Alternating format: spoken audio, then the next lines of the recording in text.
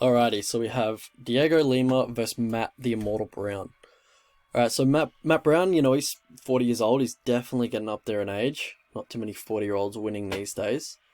But yeah, Dhiego Lima, he's been around for a while too, but he's still 9 years younger than Matt Brown. So yeah, it just lets you know how long Matt Brown's been around for. So yeah, both these guys haven't been on the hottest of streaks lately. Like Dhiego Lima's 4-6 in the UFC, and Matt Brown's 3-7 in his last 10 fights. So both these guys would love a win. Worth noting that Dhiego Lima is a bit taller and a bit longer, 2 inches in height, 1 inch in reach, 1 inch in reach. Yeah. So we'll break down the striking of these two. So Dhiego Lima comes in with that Muay Thai foundation. He likes that counter left hook, and yeah, that's probably his favorite punch, I'd say. He will let you know when he's about to throw it, and he does lead with the left hook quite often. He'll lead with the left hook, big step to his left, look for the left hook, or the left rip to the body, and he leads with that as well, so he can be a little bit open for that, for counters, when he is throwing that. But yeah, we have seen Matt Brown struggle when he does get hit to the body. So that could be a good weapon for Dhiego Lima here. For Matt Brown, stand-up's pretty basic, just like a straight right, throws that a lot, goes to well a bit too much, gets caught. Straight elbow at distance, that's nice. He's always been a fan of the elbows. Hard elbow off the clinch break. Yeah, he puts a lot into his elbows. He doesn't just look to slash you, he looks to put you out with those. But yeah, one thing I think is going to be a huge problem here for Matt Brown is that he's very flat-footed and he's had problems defending leg kicks throughout his whole career. And Dhiego Lima, that's probably his... yeah, I said the left hook was his favourite strike, but this would have to be his second or maybe even first favourite strike, is the low calf kick. And he's really been working on that. He goes to it every fight. Had a lot of success against Bilal. That was about the only success he had.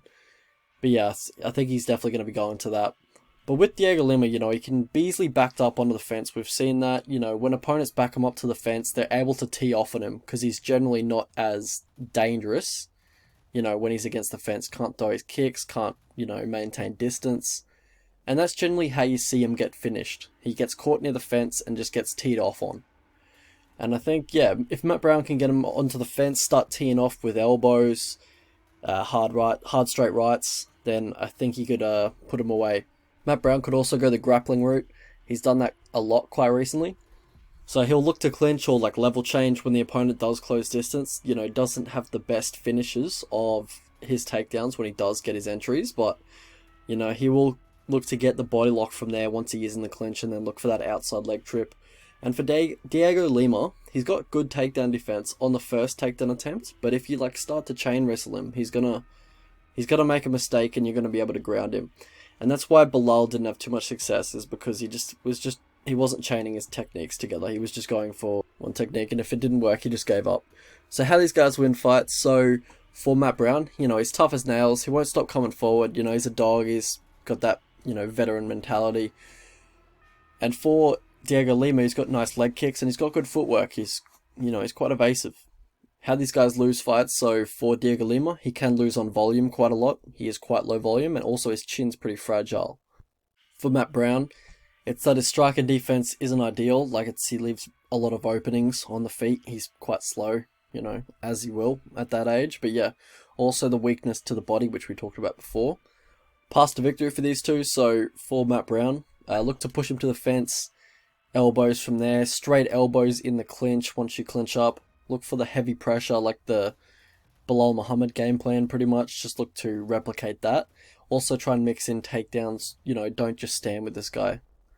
For Dhiego Lima, look for the low calf kicks. Look for the left hook as he's closing distance. I think that's what Beza caught him with. Yeah, so look for that left hook. Also look for that left rip to the liver. That will, mixes up the left hook. Maybe he'll lower his guard a little bit. His body does seem a little bit fragile, so yeah, look for that. And also knees to the body in the clinch, and look to target the body from there.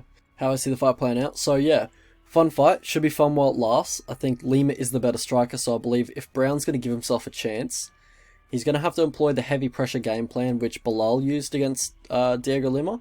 But the thing is that, Matt Brown's, he doesn't necessarily have the durability that is a prerequisite for that type of game plan. And I think the low calf kicks are going to be adding up. They're going to be a problem for Brown. He's just a different generation fighter. the low calf kicks weren't around when Matt Brown was, doing well in the UFC. And it's hard to teach, old dogs new tricks. So, he is obviously implementing these new wrinkles into his game, but still, I think he's just not equipped for defending the leg kicks, just the way he fights.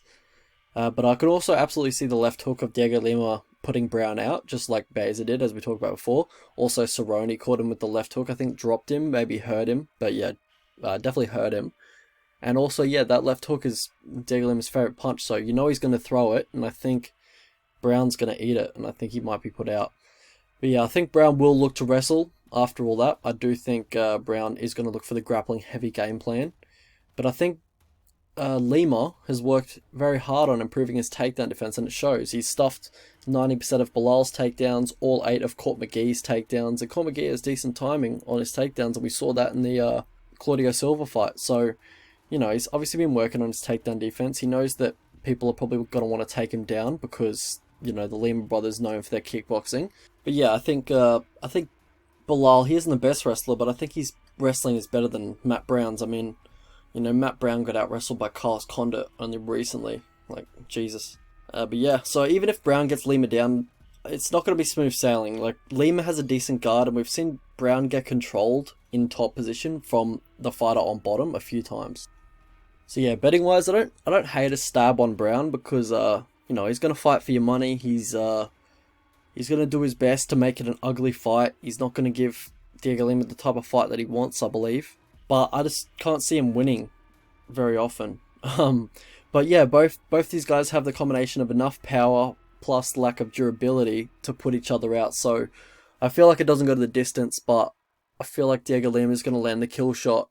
But I wouldn't trust Dhiego Lima at that price for sure. Alright, let's have a look at the betting lines. Prediction is Lima by KO. I think the line's pretty much correct. I'd line it at $1.61 for Douglas Lima. Dhiego Lima, sorry. But yeah, if Lima were to get to like $1.75, which I don't see him getting to, but if he were to get to $1.75, I'd probably bet that, or whatever that is in the money line terms, probably like minus 130 to 135, I guess, just off the top of my head. But a few other bets I was looking at was doesn't go the distance. I don't see this going the distance at all.